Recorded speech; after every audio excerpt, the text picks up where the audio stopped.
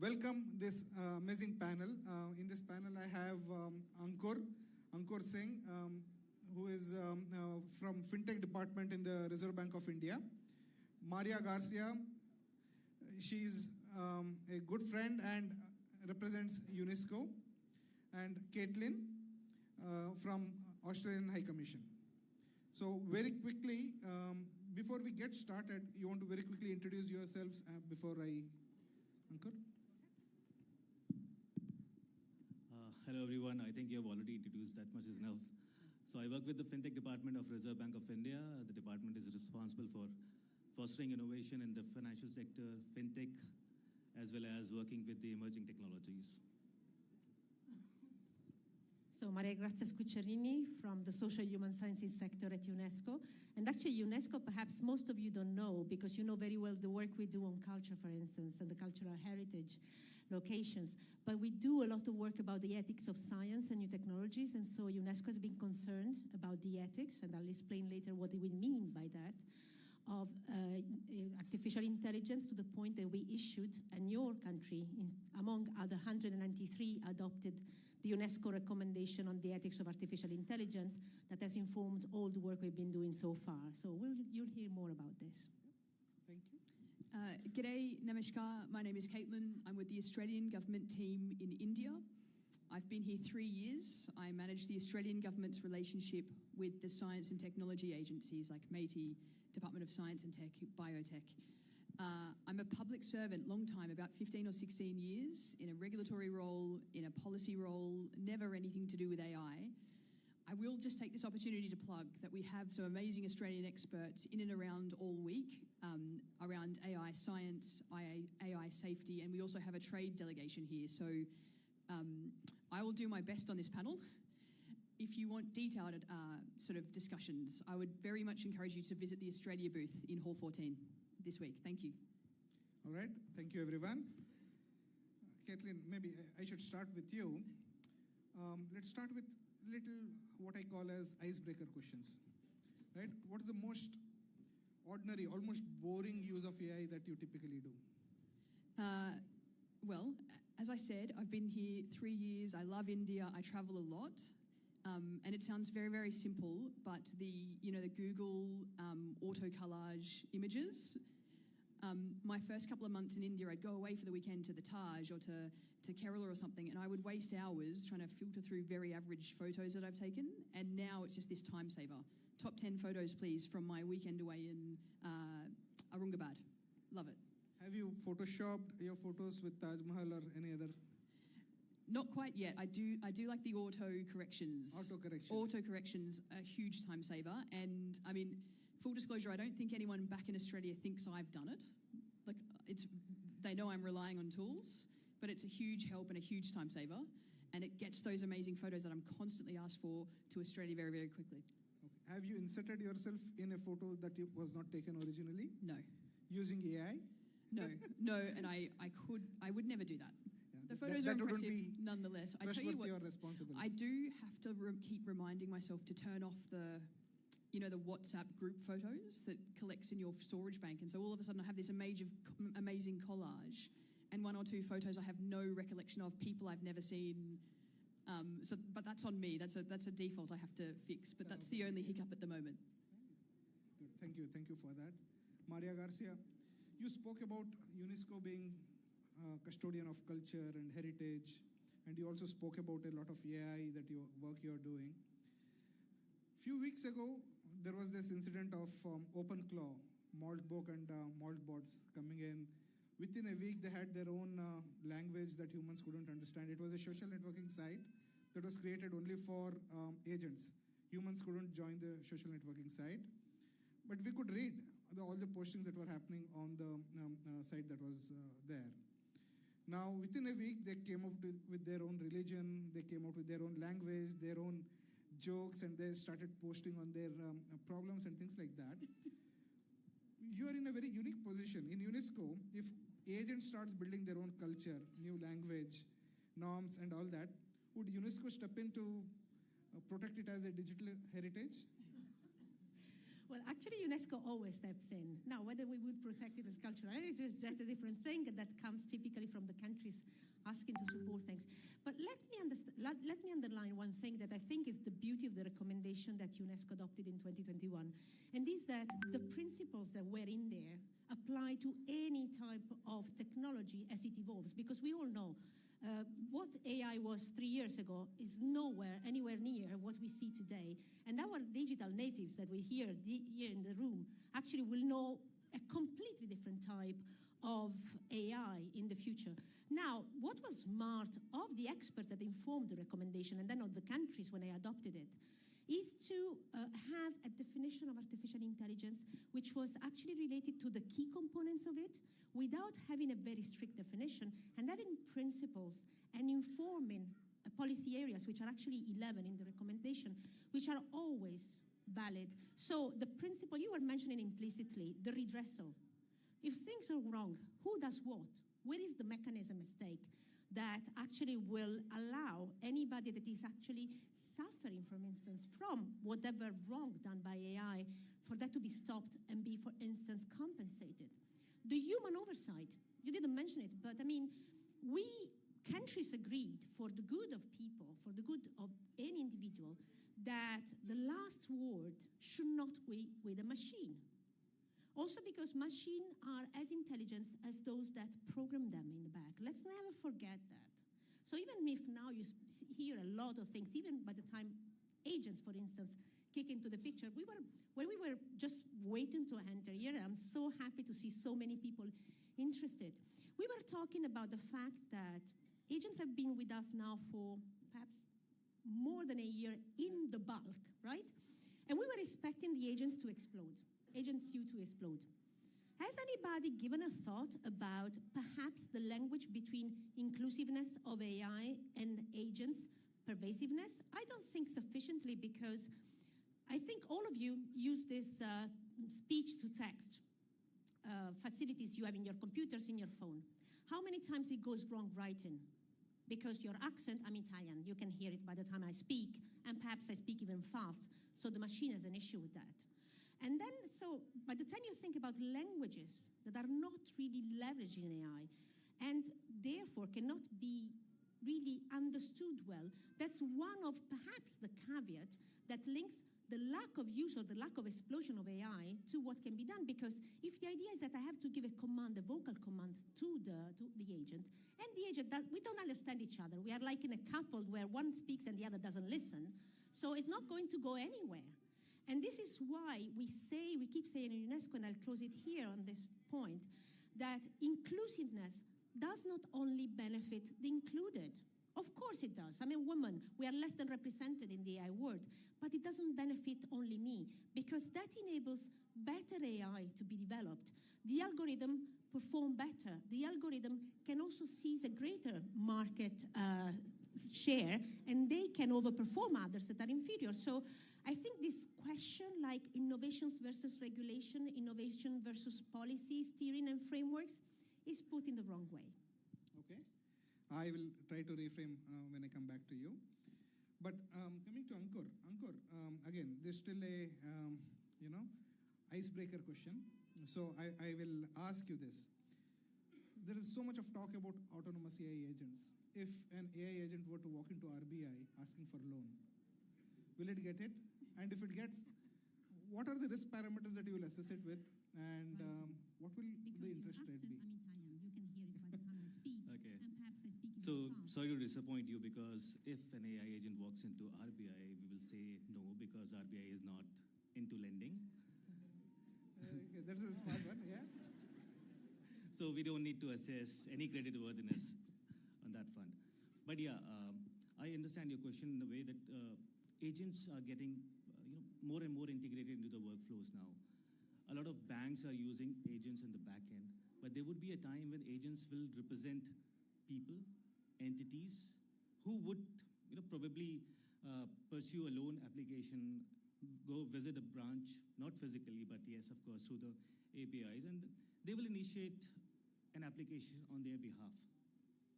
So the way I see it, there's always, like she said, there's always a person associated with the agent. There's always a person in the back. So you cannot say that, okay, this particular agent I need to assess. You always have to assess the entity, the person who is applying the loan. And the same process will continue to follow. This is what I feel. The same process that we are doing right now, the creditworthiness will be assessed of that particular entity and individual. How we can use AI to assess that as well. We can always use alternate data. We can use the behavior of a person. How is the repayment behavior? How is the payment behavior? All those aspects can be taken into consideration. They can be modeled, and agents can then take the task ahead. But just the agent, it's probably like Terminator walking into your room. No, I don't think so. We are the sentient being. We're not there yet. But in case, if at all, in a future something like that happens, then we will have to assess how explainable a particular model is, or how auditable a particular model is, how accurate a model is, and then on that basis, you'll start assessing, okay, this particular model deserves something or doesn't deserve something. Okay, I have a follow-up question on that, but I'll come back to you. When I come back, maybe I'll counter that, and it would be very interesting to hear your views on that. But here's the thing, we heard all the panelists, and the thing about trustworthy AI and this particular panel is, they represent all different walks of life, the policymakers, the regulators, the society. So in your words, Caitlin, if I can start with you, everyone has different vantage points and perspective. From your perspective, what are the key non-negotiables when it comes to trustworthy AI? I'm sure we've sort of probably touched on several of those principles already. To add a new one, more explicit into the mix, I guess that sense of transparency. As a government trying to understand what the risks are, trying to protect their citizens from harm, trying to encourage industries to be competitive and don't miss the boat, that's all the considerations we need to take into account and balance. And so that transparency is a big one for us. How do we make sure people understand, can engage with, understand the risks so that governments and others are prepared to mitigate them or to prevent them? So transparency goes hand in hand with being able to explain, explainability as well. So Absolutely, yeah. Oh, very interesting. Well, trustworthiness for UNESCO is one of the components that need to be there. That is also because we try to hook what we mean by ethical to human rights. In the language of UNESCO, what countries have adopted is actually meaning that AI needs to abide by human rights, human dignity, so human always at the center, and fundamental freedoms. And trust in someone is a component of it, but in our idea, it's a subset of it.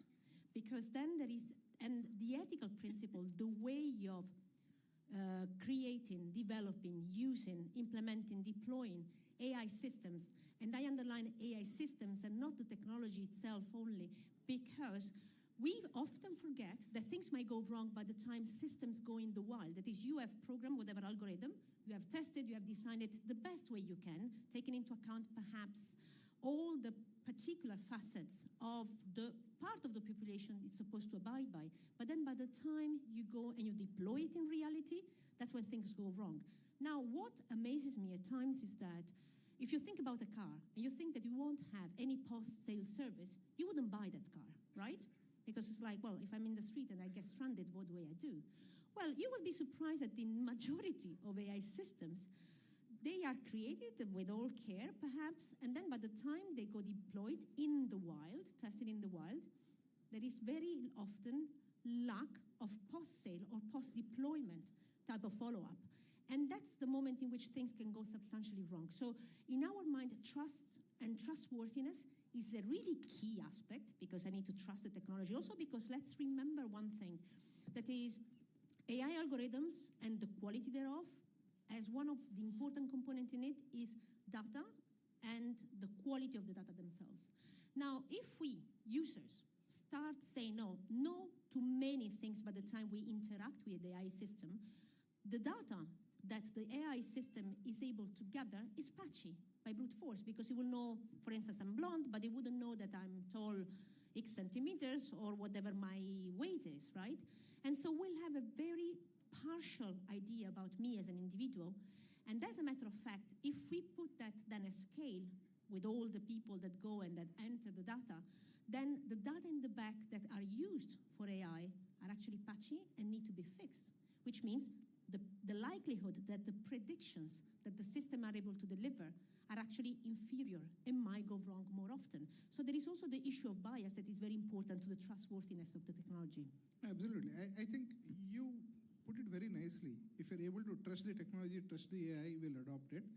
And for you to be able to trust it, you need to do a lot of things. Transparency, explainability, bias, everything. It's mother of all things that we need to do to be able to trust the technology, right? Yeah. Absolutely. It's not about one thing. It's a set of components. Sometimes they say, oh, there is this that is available, the other one not, but it's okay. Well, no, with AI, you need to have at least a bit of everything for it to work. But it's actually something that helps the technology itself and helps deliver for the people. And I think you put a very important question before that is about where do we have to watch out for? Well, I think in order for any technology, this applies to AI, but as applied to any other technology in the past, in order to have technology bloom, innovation to bloom, we don't have to decide what do we want the technology to do, because that is left really to the creativeness of the scientists that are in the back, etc. We nevertheless need to agree on what we surely don't want the technology to do, because that's about ensuring our rights and putting safeguard the fundamental freedoms and what it defines us as people and as human beings. That boundary is quite important. Ankur, I'm sure you will start with security, but go ahead. No, I mean, so when it comes to trustworthy AI, especially in the financial sector, it needs to protect the system as a whole. I mean, the entire financial system, the sector is based on this trust. You deposit your money in a bank account and you trust that money will be there by until and unless when you're going to take it out. What happens if you have an agent and you have no idea that that agent is probably debiting your account, depositing in a crypto wallet or something else, trading, and then the money comes back to you. It can be, it's the same amount at the end of the day. You feel that, okay, it's the same, but some activity happened with your money. At the end of the day, it's going to be accountable to you. So if AI has to be trustworthy, AI has to follow what you want AI to do. Even an inaccurate AI can be trustworthy, in my opinion, personal opinion. See, imagine a 90% accurate AI can be trustworthy because you know that 10% of the time it will fail. You are aware about that. But if an AI starts claiming that I am a 100% accurate AI and is lying to you in a way, hallucination is the biggest challenge, because when it hallucinates, you don't know, it doesn't tell you that I am wrong. Saying that I am wrong is still fine, but giving you an inaccurate answer, doing things on your behalf in an inaccurate way, that is where the trust goes. Yeah, quite interesting. Absolutely. Totally agree with you. Let me shift gears a little bit, and I'll come to you, Caitlin. So, sometime last year, in October, Australian government published guidance for AI adoption, which outlines 6 essential practices. This actually simplifies the 10 guardrails that we had previously on voluntary AI safety standard. What was the vision behind this, and how do you see this playing out? Thank you. The Australian government has been one of the early movers when it comes to ethical AI. I think we were one of the first to develop to publish a set of voluntary ethical standards, I think back in 2019. And since then, it's really been this conversation with the Australian public. This is how the government phrases it. We don't want to rush into things. We want to get things right. We want to have our experts develop these voluntary principles, guidance, adoption, those sorts of things, and test them with industry. My home department in Canberra, in Australia, is the Department of Industry, Science and Resources. So it's a mega department. If we compare it against the Indian system, it's sort of combine commerce, Métis, science and tech, biotech, ISRO, in-space, heavy industries, mines, petroleum, and probably 6 others. Mega department, but I think core to it is that industry function. And our people go and engage with Australian industry. How can they be competitive in a globally competitive environment when we're sort of down under? We let's face it, we're the arse end of the world. Distance is difficult. Like, we need competitive companies. So part of our core function, and I think that is really sort of bleeds into the approach we've taken, or the Australian government has taken, is to developing these guidance and adoption tools, because we've tested them with industry. We've said some of these things are voluntary. We've sat with experts and said, how does this work? We know that supporting adoption in a responsible way is key to competitiveness, but it's also key to our broader responsible AI toolkit. It's all this systems thinking. So that was a great development a few months ago, as I said earlier, toward the end of last year. And of course, in December, 2 or 3 months later, we released the National AI Plan, of which that keeping Australians safe is one of 3 pillars of that. So this is very good initiative, and it is voluntary even now. So is there any roadmap towards making it mandatory or regulatory in nature? Not yet? Not quite yet. As I said, this conversation with the Australian public, industry, all sorts of stakeholders, getting that feedback, testing things. I think the broader approach, as I said, over the last couple of years, and we're seeing it in all countries, is we said, the technology is moving so fast. How do we develop a framework, a governance framework that can respond to these risks nimbly, but also without impeding innovation? So we are watching this all the time. We're setting up our own Australian AI Safety Institute that'll start operations in the next few weeks.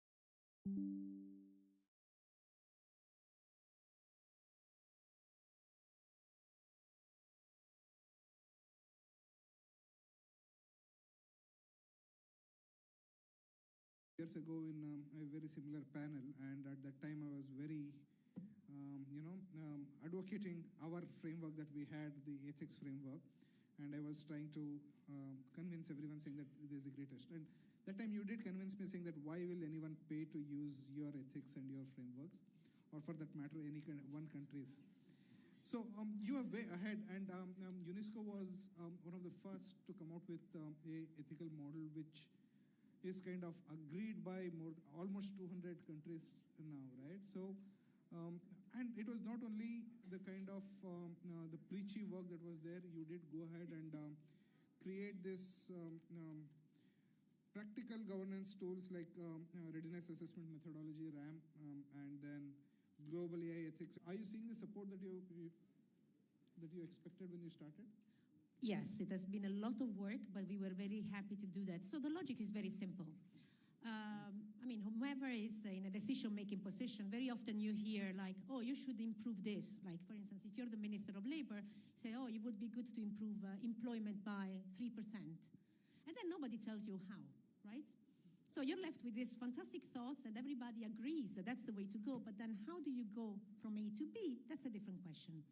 And this was very clear by the time we were discussing the recommendation on the ethics of artificial intelligence, that we needed to have in the recommendation itself not only a clear idea of the components that need to be at stake, and these were framed in the context of the 11 policy areas to which this recommendation applies, from education to privacy to data, but fundamentally, and that's actually what you asked me before, that is about culture, the environment, and gender, because these are 3 things that are given for granted, but in the AI space cannot be given for granted.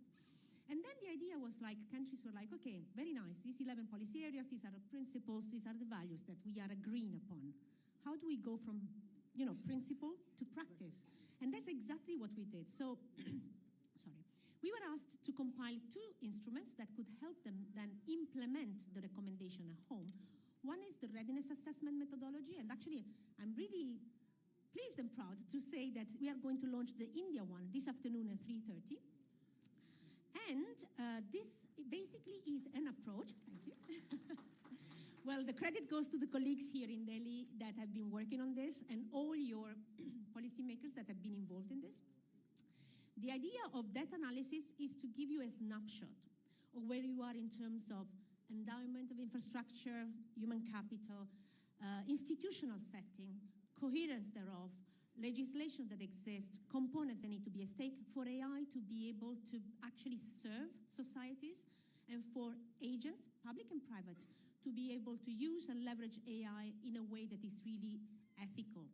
Then we were also, of course, we are fully aware that even if we were early in the game of AI, like our countries were starting to discuss to get the recommendation already in 2019. And Australia, of course, was also around the table. But you know that AI is always in the making. And there are already algorithms that are out there and systems that are out there. And so we developed what is called the ethical impact assessment, which is a tool that of the stage of development in which an AI system is, we have to ensure that, the outcome, the deliverable, is actually complying with human rights, human dignities, and fundamental freedoms. To date, we have 77 going, and we have discussion with other 4 countries, member states, that have gone through the RAM. They either have finalized it, or they are starting now, or are in the process of completion. And what have we learned from that? Well, a lot. To start with, that there is no such a thing as the best practice. Forget about that. Nobody, even those that have done AI for a long time, the whole set right. So there is a learning for everybody from the analysis done in each and every country. And that's why we keep pushing for everybody to go through this.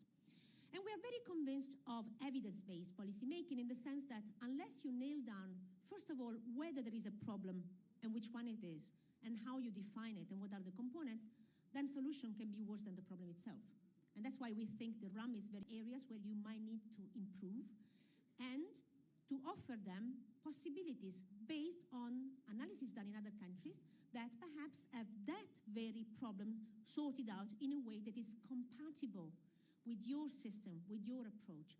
And actually, Katie was mentioning it before, and then we have to pay attention to an expression that is a bit complicated to say, but actually is very important in practice, that is regulatory interlink, the fact that it can be linked to each other or can be actually used in a setting that, because AI is a technology that doesn't know any boundaries, and therefore, if we start putting settings and frameworks that actually speak only to a local type of setting, it means that in reality, your business, your users, will face a number of problems because every time they will need to go elsewhere, they will need to adapt. And adaptation costs actually can raise the cost of the technology itself.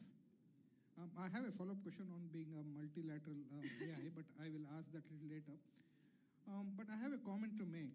On RAM, it is not something that is airdropped suddenly right now, right? I mean, I know that you have been touring across the globe, evangelizing this for quite some time. And this is more than a year now? Yeah, it's much more than that. The RAM was ready, actually already in 2022. And so we started working, and UNESCO as priority, this is called priority area. So we actually started very soon with the support, for instance, of Japan as countries, the McGovern Foundation, that I'm happy the president is here today with us, the European Commission, to perform the RAMs, even in countries that wouldn't be able to afford to do this activity. And then we constituted 2 groups. One of them, actually, an initiative you mentioned, that is the observatory, that is, by the time we create knowledge, that knowledge to benefit society and humanity, so that was one of the principles. But then, of course, in order to understand better the context of the RAMs, we needed to also work with local experts and bring experts from other places because the nuances are many. You need economists, you need IT specialists, you need lawyers, you need regulators. And so we have created this expert of AI without borders.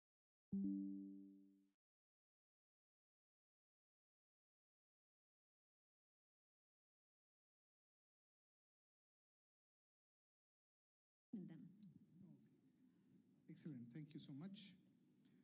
Ankur, I'll come back to you. I did say I have a follow-up question on the agent securing the loan. I'm still able to get my head around that. Now, you did say that you're not going to govern the human behind the agent, right? So you're going to look at the credit worthiness of the human. But when we are looking at autonomous AI agents and the skills and all that, same agent can represent multiple different humans. And there is so complicated mesh that is out there. Being a regulatory body, what is the role like for supervision of these autonomous agents, accountability, consumer protection, that the agent is acting only on behalf of a human and not otherwise, not other rogue agents and things like that. Have you considered this? And see, we did lead the world in digital payments, right, with the UPIs and others. So do you think in the so-called the agentic banking model kind of thing, are we already thinking, and is this something that we can also take a lead? Take lead, yes, of course. Why not? And we should. Now, the thing is, the way agentic models are going to evolve, we'll have to see. Back-end agents are going to be extremely useful for banks. Take an example of a fraud prevention agent. In the back end, it's analyzing the transactions that are happening, and if it detects a pattern which may be fraudulent, it can block the transaction. It should not let it go through unless it is specifically authorized by a person who's initiating the transaction. So we can use agents in a preventive way.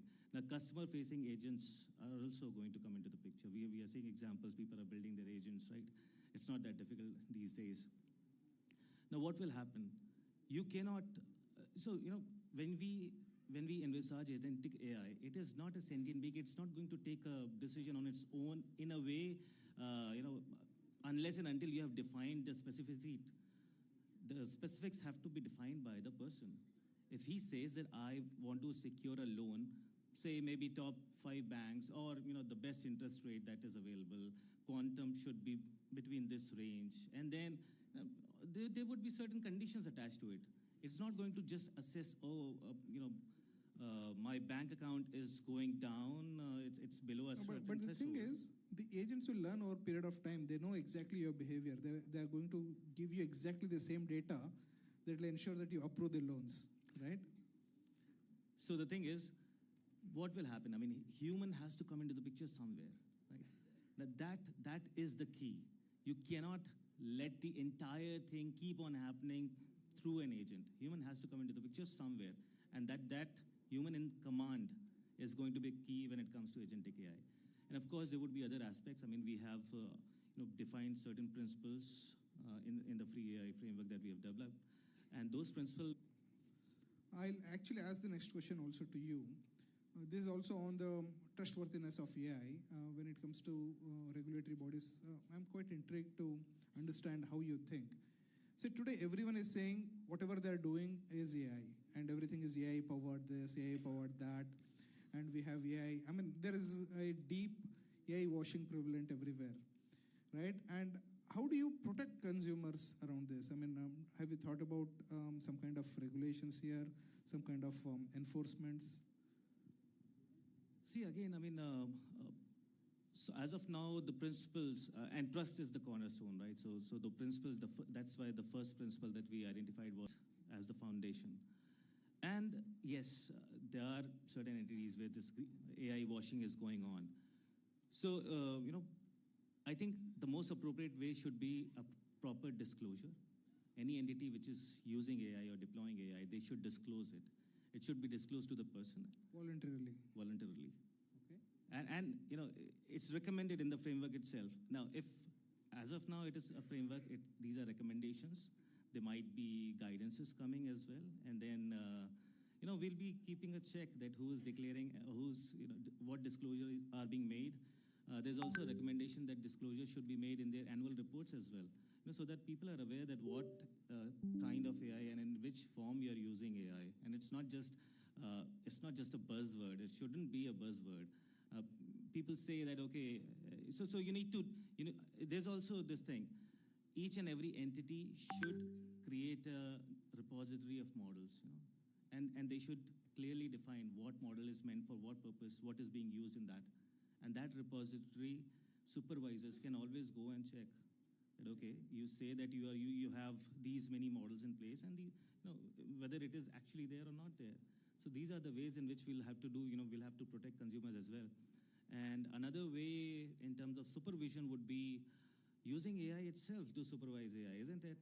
I mean, that has to be the way. Probably, if people have their own agents, we should have ours. So these are the way in which I envisage that we would be going about this AI washing as well as AI deployment. If I just may add on the transparency and explainability point you were making, I think sometimes it is overstated and other times it's understated in the sense that we as users, we don't really need to have the codes open. Also because, frankly, I wouldn't have A, the time, B, the willingness, 3, the skills to be able to analyze it. But what we need, and you made that point very importantly, is to understand what is the logic behind it. What are the principles that guide that algorithm to behave in the way it behaves? And then to be aware in the first place that that algorithm is there and that I've been facing an AI agent in some cases. And also, and I can't agree more, in the past we have heard so many times, oh, but by the time the algorithm is out in the wild, we cannot redress it. We cannot, it's very costly to fix, it's very costly to stop. Well, we have generative AI, we have synthetic content, that is algorithms that are beautiful at coding. So I sincerely continue not to understand the fact that it becomes very, very costly. It's true that with agents it's slightly more complicated, but it is true that we can use AI to check on AI itself by putting, parameters, by putting checkpoints, the frequency, the type of things that can stop the other. So actually, the possibilities are many. It's just the determination, the human oversight that needs to be there. And probably that is maybe only way to using AI to supervise AI. But only question remains is who will supervise the supervisor AI, right? Still a human. It's still in our hands. So, Needs yeah, to be. Yeah. There is no audience question right now. I'll come back to you in the end if I have time, okay? Sorry about that. Sorry. Yeah. Okay, all right. So, Kathleen, maybe I'll come to you now. So, see, we operate at the end of the day. You did mention saying that we need to be in multilateral kind of AI adoption. Many countries are taking totally different approaches. There are few heavily regulated on AI like EU. There are few where we only have sector-specific rules like in US. And Australia has this guidance and guidelines that now you have published and all that. So question is, how is Australian government coordinating with international partners to avoid fragmentation? Thank you. And it's the recurring theme, isn't it? As you said, Maria, this technology doesn't have borders. As I said, this has been a multi-year conversation with the Australian government. We know lots of other governments are thinking about things as well. Inherently, our national frameworks have to reflect our national context and habits and the risks. And as I said, one of the 3 pillars of our national AI plan is keeping Australians safe. So that factors in that. What are the Australian situation and what's the framework that works for us? So to a certain extent, there is something unique in that for every country. But of course, if every country does their own thing and things are vastly different, it undermines all of our efforts, and it certainly undermines that innovation and competitive point, which I made earlier. So it's really important for international discussions like this, for governments to get together and talk about, like, how do we embed those really important principles and norms around trustworthy and responsible AI. Certainly a discussion on, like, the Australian government's international engagement in priority multilaterals. How do we influence those discussions? How do we influence global norms? How do we influence global standards? That's an aspect of our national AI plan as well, because there's certainly this recognition that it's inherently global and we have to contribute to these discussions. We have been, as I mentioned, involved in the earliest discussions around ethical AI. We've had representation at all of the summits in this series to date. It's one of our priorities. That's why as I said, we've got a large and very diverse Australian contingent here today. We continue to engage constructively in those key multilaterals, those internationals. We also progress a series of bilateral engagements. I know this sounds all public servicey now, but of course we have key bilateral agreements with our key partners as well, as we really try and embed those global norms so that all can benefit from AI and its applications. See, you have been referencing this National AI Plan and the pillar, like, keep Australians safe. And one of the key things that came out of that was establishment of AI Safety Institute. So now AI Safety Institute is going to play any part in bringing all the parties together, or? So the National AI Plan I keep talking about is only a few months old. That's new. But the commitment to prospect of a safety institute is not so new. And of course, as I said, we've been involved. We signed up to the Seoul Declaration. We've been engaging in those international safety discussions. Our Australian AI Safety Institute, it has an acronym, but I will not use it. It's not a good one. AISI? I don't know yet. Haven't worked it out yet. But as I said, that's a couple of weeks away from starting operations. The government has announced November. Recruitment is well in train. We have an incredible AI R&D base. We have some incredible experts. I'm sure one or two is in the crowd. I just can't see them. And so we really want to use this institute to embed those capabilities, testing and monitoring of frontier models, getting guidance out to community industry experts, which, as I said, comes back to that sort of trustworthy toolkit, that broader governance framework. But yes, that Australian AI Safety Institute will continue to engage with the international network, sharing of best practice and expertise and science. Okay. Interesting. Thank you. Thank you very much. That brings me to you. I think UNESCO is again taking a leadership position in bringing everyone together. There was this collaboration with G7 on Public Sector AI Toolkit to ensure that there is international alignment on trustworthy AI, responsible AI.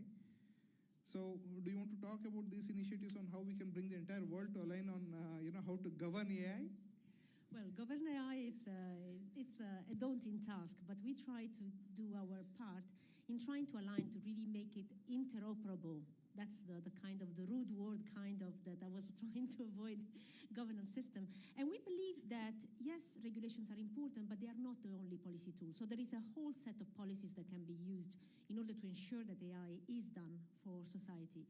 And what UNESCO does is really to try and leverage each and every occasion to get, let's say, a coordinated approach to the problem because of the fact that it's a resource and can be a challenge for humanity as a whole, not for a part thereof. And of course, we are fully aware and we try to put first in the front also the needs of people that are vulnerable or people that are, for instance, in certain conditions.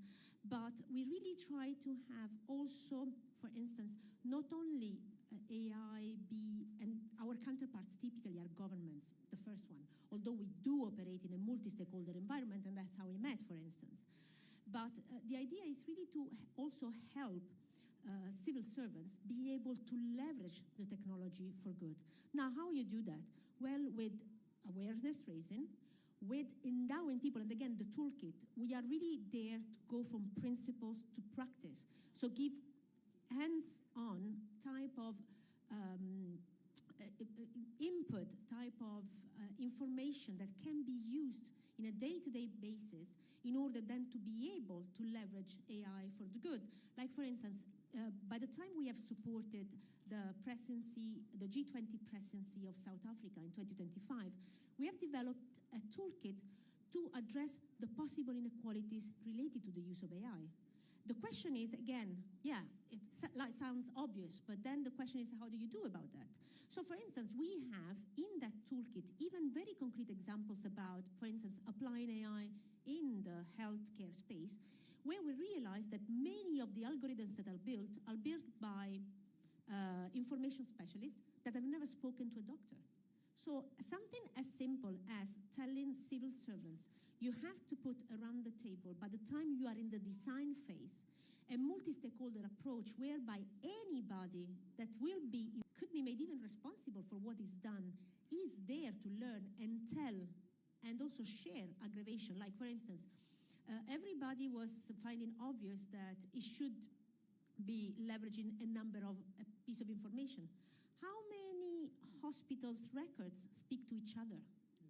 So, of course, if we don't have that very simple thing in the back and you don't address that, then the design of the AI, as powerful as it can be, risks being biased because you don't have all the information. I'm a woman, and typically data about, for instance, heart failures of women are completely, because they are underreported, and two, because the symptoms typically are mistaken because the literature is based typically on men and of a certain origin and color as well, unfortunately, which means that by the time I have a certain pain, a lot of doctors, and hence also the AI, will not be able to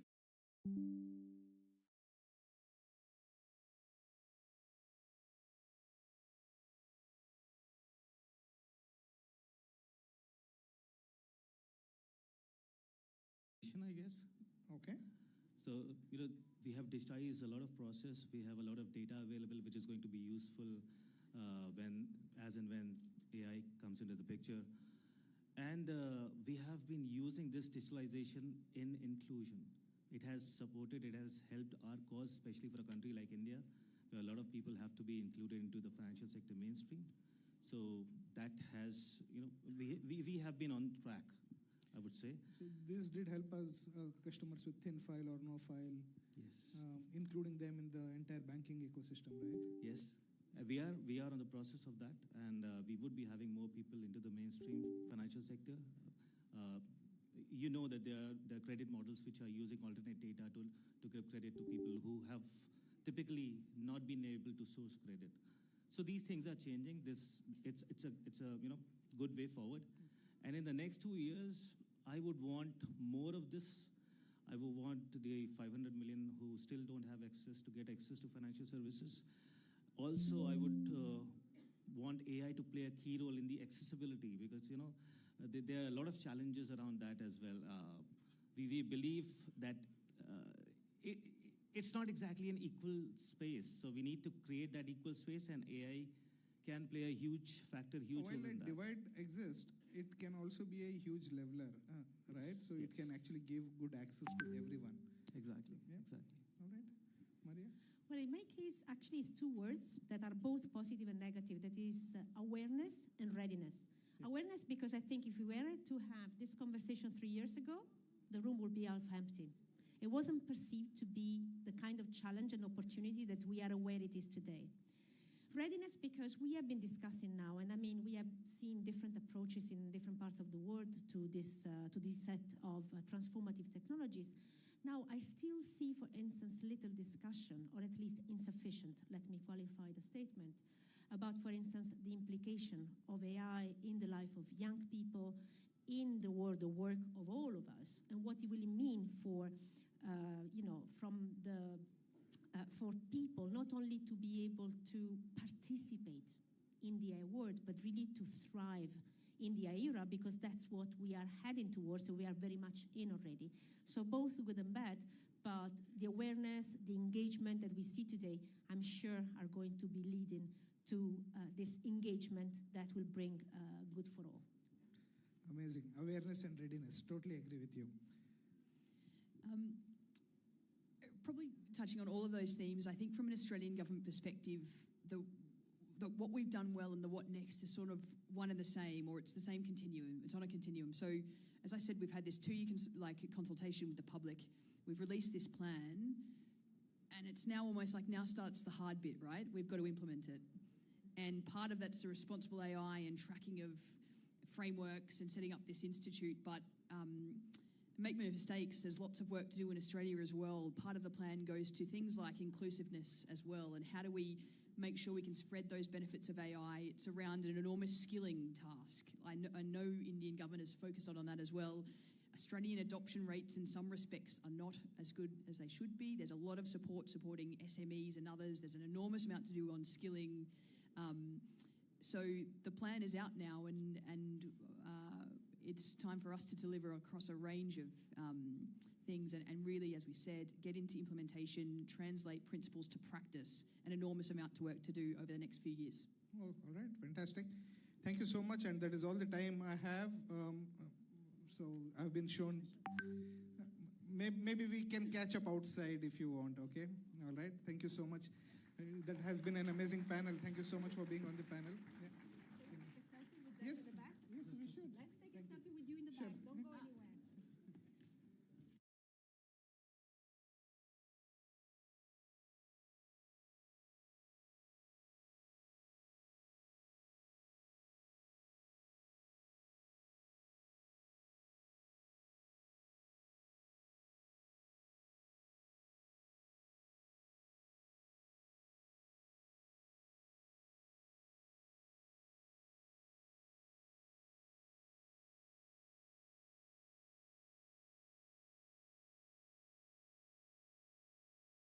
You saw Russia-Ukraine war was going on, SWIFT was stopped for Russia. So you will have to, with the way we own digital public infrastructure in India, we'll have to create a cognitive public infrastructure, howsoever difficult it is. And that's why it's visceral, it's existential, and we will have to do it. And probably it's time that we should do it. I yesterday wrote an article in the Sunday Guardian, where I called it the architecture of independence, right? It is the architecture of independence. There's no dearth of experts in India. There's no dearth of talent in India. There's no dearth of, the only thing is compute, which I think geopolitically we should solve. That again is sovereignty, right? Because people are using GPUs to control geopolitics. And that is why we will have to be sovereign at all the layers of the cake. Right. And I believe that when you apply these systems to policing, you will have to go for trust and transparency. And it has created problems. On the other side, it's become a force multiplier. It has hugely enabled the criminal ecosystem. We have polymorphic malware. You have, there was a company called ARUP, I think it's an advertisement company or something, where the CEO came on a live Zoom call and they lost $30 million, right? This is the state at which AI is evolving. Do we have real-time policing? Sir, explained that policing is not so real-time. So you will have to increase both capability and capacity, and this needs a serious thought right now. So, we need sovereign AI. Thank you, sir. And again, as expected, very, very relevant points. So that reminds me of interview by Jensen Huang a few years back. He said, I met your prime minister all before this AI hype, when it's about in very initial stages. And he said, your prime minister told me that I don't want to export data to import intelligence. He said that was really remarkable for a world leader to think in those times. So I think very relevant points you also echoed. But good that, sir, you brought compute in picture, because compute is something where we really have to make progress. In fact, the rest of the world. And then I would love to bring Peer maybe at later stage. So with this, then I would like to move to Martin. Martin, thanks a lot, first of all, traveling all the way to India to attend the AI Summit and being with us. Martin, in your role as in Teradata, as a leader in data analytics, big data implementation, you have been quoted twice in Data IQ's 100 most influential people in data-driven business. And what's remarkable, I was looking at your website where you are now saying that stop managing data, activate intelligence. So, and I also read your article about the large-scale compute requirement which is going to come. For example, you gave a healthcare example where every patient will be followed by an agent, and he'll be firing like hundreds and thousands of queries to make sure that you have that hyper personalization experience. So with that kind of compute requirement, Martin, do you think that we are ready for sovereignty from day one, or as everybody said, you have to tackle it layer-wise? So what do you think, especially when you come to the layer of data? How the data structures a country like India can make sure that they are sovereign in those aspects? Yeah. So over to you. Thank you, and good morning, everybody. Lovely to be here. There's a lot to unpack in your question, and we should come back and we should talk about the implications of potentially millions of agents running thousands of queries, because I think that is a very important consequence of where we're going that we should think about. But you're absolutely right. At Teradata, we think that the first and the most fundamental layer is the data layer. There is no good AI without good data, so it's incredibly important we get that right. And there are some principles that have proven to be more or less timeless. And if I speak about timeless in terms of IT, I'm speaking, they've proven to be good over 3 or 4 decades. That's the kind of event horizon, isn't it, for technology? So we need to focus on capturing the most detailed data that we can. We need to make sure that we are capable of integrating that data so that we can solve complex problems across domains, I guess in defense, air, space, maritime, land, cyber, increasingly. That requires that we can connect the dots. And then we need to expose a simplified representation of that data so that a hard-pressed individual operating under pressure can make sense of the data, and also so that we can, as we increasingly open that data platform to agents, so we reduce the risk of hallucination for the agents as well. So those are 3 principles that I think have stood the test of time. When we think about a modern data foundation, and we tend to use this word data modernization a lot right now in the industry, a difficult term. I think I would say that data modernization can mean whatever the vendor sat across you wants to sell you that day, so we should be careful with the term. But I think there are 2 things that are really important in this idea of data modernization. The first is this idea of open table formats. And the promise of open table formats is that we can store more data more reliably and crucially more cost effectively. And cost effective is important. I was speaking to the Ministry of Defense at one of the smaller European nations last week. Their next generation AI data platform that they envisaged to integrate those 5 domains, they think will be a minimum of 2.5 petabytes of data. For a country of the size complexity of India, I think you can multiply that by at least 10. So being able to store large volumes of data and to fuse that data, that sensor data, cost effectively is very important. But the more important consequence of open table formats is this idea of interoperability. This idea that we cannot possibly predict, sat here in this room today, which models and which technologies will be the most important 4 or 5 years from now. And this idea that different technologies, different processing engines have different strengths and weaknesses for different applications. And so we need to be able to support many of them. And so the idea of having a data foundation that we can bring multiple tools to is incredibly important in that conversation. The other modernization conversation that's very important is data products, but we probably don't have time for that discussion today. And this now brings us to why are we building this data foundation? Well, we're building this data foundation so that we can bring AI to that data foundation, and increasingly so we can bring agentic AI to that foundation. And I think there are a couple of things that are important to think through there. The first is I think we can get very wrapped up around the idea of training models, around training the best model, around training our own model. I think that's a little bit of a trap, honestly. When I look at the performance of the open source models, they're generally only 6 months behind the proprietary models. So right now, the open source models are catching up with the proprietary models inside 6 months. And those open source models, we can inspect the architecture, we can inspect the weights, so we can be pretty confident in those models.